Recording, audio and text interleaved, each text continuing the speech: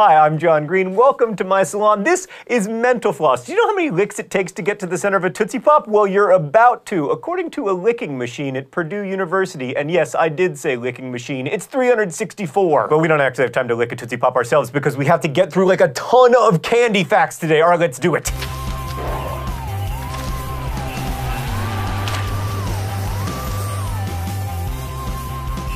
The next time you get one of those mystery-flavored Dum-Dums with the question marks all over the wrapper, rest assured that you're not going to get like some weird puke-flavored lollipop. It is in fact just what happens when one flavor ends on the production line and another one starts. There's a brief moment of sort of flavor mingling, mystery flavor. If you've been investing money in cologne that makes you smell like a lumberjack or a professional surfer, you're doing it wrong, because according to a study conducted by the Smell and Taste Research Foundation in Chicago, the scent that women find most arousing is Good and Plenty candy mixed with cucumber. The 17 old people watching this video may remember that red M&Ms were taken out of the rotation in 1976 because consumers were freaking out over the dye amaranth, which was a suspected carcinogen. M&Ms didn't actually have that dye, better known as red number 2, but it made consumers feel better to open a bag and find orange candies instead of red ones. But then the red M&M made its way back into the package 11 years later, because while people are afraid of carcinogens, they apparently aren't afraid of zombie M&Ms. Whatever, I don't eat the red ones. M&M's obviously isn't hurting for brand recognition, but the Mars company was no doubt kicking themselves after saying no to a pretty big product placement back in 1982.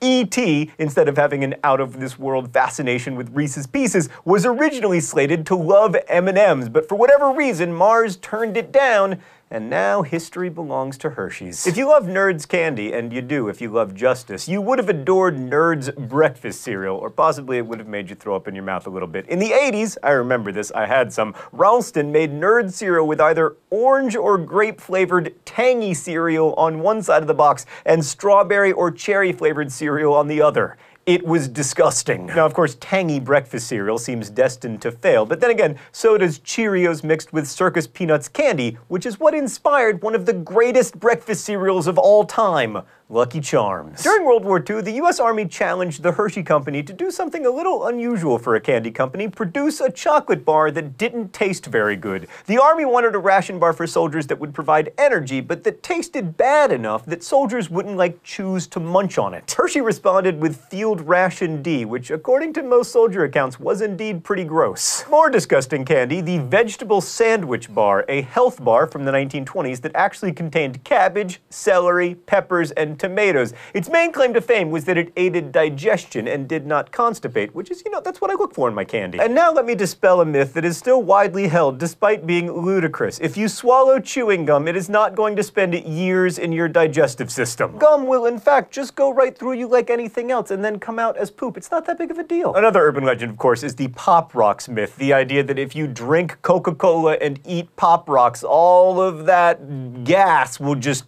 boom.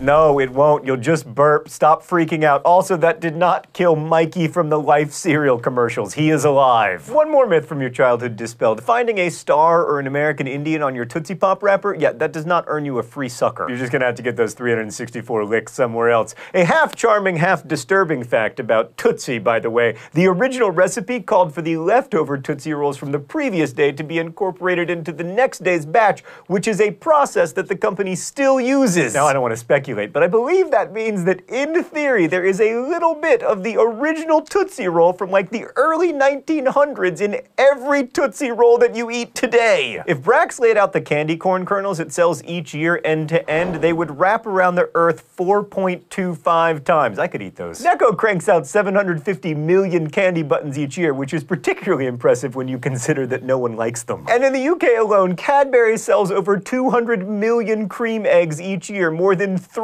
for every person who lives there, including babies. Three Musketeers was not so named because the inventor was a big Alexander Dumas fan. When the bar came out in 1932, it was actually 3 separate bars in a trio of flavors: strawberry, vanilla, and chocolate. The company eventually decided to cut the 3-flavored shtick and stick with one, chocolate. the good one. Opal Fruits kind of sounds like a brand of those hard candies that are stuck together in a giant clump in that dish on your grandma's coffee table, but in fact, it's what Starburst were called when they first came out in 1960. Okay, one more from the early flavor files. Lifesavers were just peppermint flavored when they first came out in 1913, but shortly thereafter, mint lovers could freshen their breath with wintergreen, clove, licorice, cinnamon, violet, chocolate, malt o' milk. O's. All right, some name origins. Pez comes from the first flavor it ever came in, Pfefferminz. German for peppermint. Don't be a prop, don't be a prop. Please have Pfefferminz in you. Yeah, Mark, you actually put Pfefferminz in there. Milky Ways, you'll be surprised to learn, are not named after the galaxy. They're actually named after a milkshake that was a big deal back in the 20s when the candy bar first came out. So there was a date on the package, 4/13/2007, that I thought maybe was just like a celebration of something that I don't remember from history, but I think actually it was the day on which these went bad. You're going back up to the wall, Rapunzel. Oh, you're not a candy, you're a punishment. You know Mary Jane's, those hard, gross candies that no one actually likes? They're named after the creator's aunt. They must have had a difficult relationship. The Reese in Reese's Peanut Butter Cups is Harry Burnett Reese, a former Hershey employee who created his famous candy in the 1920s. Toblerone is a mashup of the inventor's name, Theodore Tobler, and Torrone, the Italian word for honey and almond nougat. Milk Duds isn't just a clever name, they're actually duds. Rather than get frustrated when they discovered that their machine couldn't produce perfectly round milk chocolate-covered lumps of caramel, its producers decided to capitalize on the imperfections and name them duds. Leo Hirschfield named his candy creation after his daughter Clara, but don't spend too long worrying why you haven't had a Clara bar recently. His daughter's nickname was Tootsie. Sorry, Clara. The Charleston Chew is named after, you guessed it, the Charleston Dance, which Meredith will now demonstrate. No. All right, this one is important. Fruit Stripes zebra mascot is named Yipes. Remember the Junior Mint episode of Seinfeld when Kramer drops a chocolate-dipped mint into the open body cavity of a patient?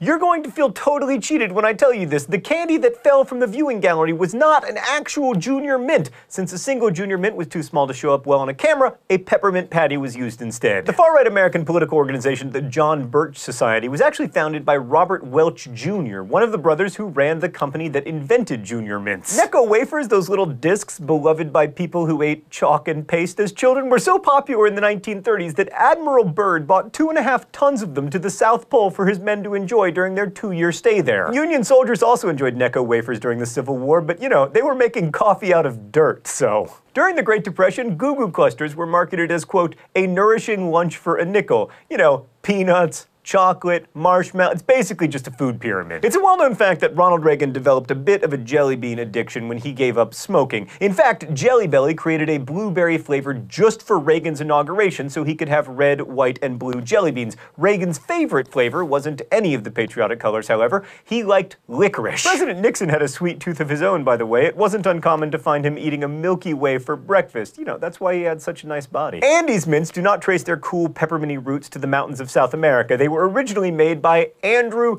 Canelos, who called them Andes candies. He reportedly changed the spelling when he discovered that men didn't like to give their wives and girlfriends boxes of candy with another man's name on it. In 1953, it took 27 painstaking hours to make a single sugar-coated peep. Now, 60 years later, they've got it down to 6 minutes per peep. By the way, I can eat 12 of those in 4 minutes. Most people are Peeps purists, by the way. The best-selling color is still yellow. Ow, got it. Oh, that is made of plastic, and it lights up. Mark, I'm disappointed in you. While watching a couple of teammates amuse each other trying to spit tobacco juice onto each other's cleats, minor league pitchers Bob Nelson and Jim Bouton decided that a less disgusting chew option was in order. A subsidiary of Wrigley started producing their invention, Big League Chew, in 1980. And lastly, we come to the Baby Ruth candy bar, which was neither invented by nor inspired by any baseball player, and certainly not the baseball player you're thinking about. Or at least that's what the Curtis Candy Company would have you believe. Inspired by the success of Curtis's Baby Ruth candy bar, the Babe himself decided to start his own candy company, the George H. Ruth Candy Company, intended to make something called the Babe Ruth Home Run Bar. Worried that the actual Babe Ruth's candy would eclipse their own, the people at Curtis sued Ruth to prevent him from using his own name on a candy bar. Their candy wasn't named after Babe Ruth, they said. It was named after President Grover Cleveland's daughter, Ruth, who was a baby. No, she wasn't. She had died 17 years before the Baby Ruth Ruth was invented. In case you're wondering if corporations have always had sort of a leg up in American history, Curtis won that lawsuit and successfully prevented Babe Ruth